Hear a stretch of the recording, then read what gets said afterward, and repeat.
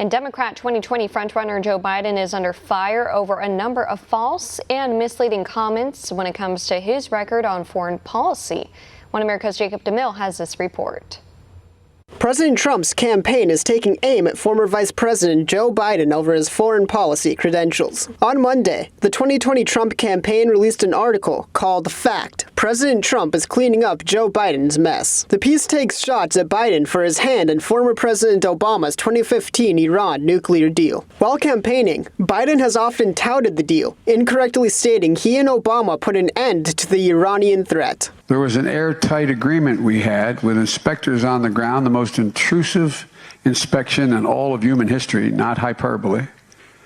We knew exactly we were in every single facility, the International Atomic Energy Agency, and they were not violating it. They're not good guys, but they were not moving toward a nuclear weapon. However, there have been multiple instances in which the Iranian regime has completely sidestepped the agreement, including in 2017, when Iranian officials refused to allow international inspectors to enter some of its military sites, which was a direct violation of the 2015 deal. And last year, when the regime openly stated it was enriching its uranium in advanced deal-breaking centrifuges. Shifting gears, Biden has also been caught lying about his position on Afghanistan. In a December interview, Biden claimed he has always been against nation-building in the Middle Eastern country. Well, the military came along and said, here's what we're going to do. We're going to unite this nation and nation build. And I argued from the very beginning, there's no nation building. There's been no nation building there for 5 centuries. 5 centuries.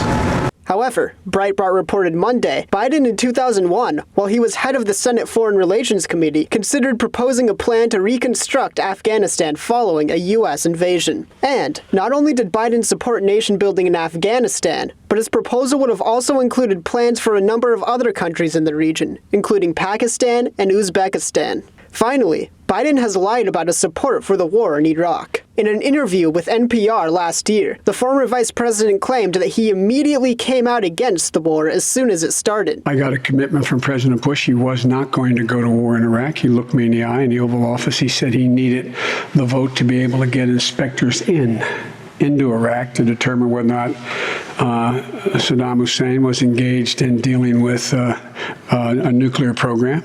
He got them in, and before we know, we had shock and awe. Immediately, the moment it started, I came out against the war at that moment.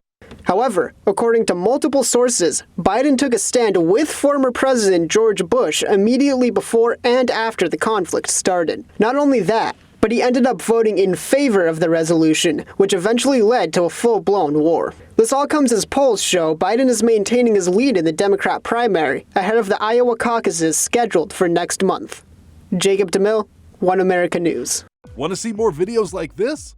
Click on the link below and subscribe to One America News on YouTube, and call your cable provider and kindly demand that One America News is added to your lineup. Call and subscribe today.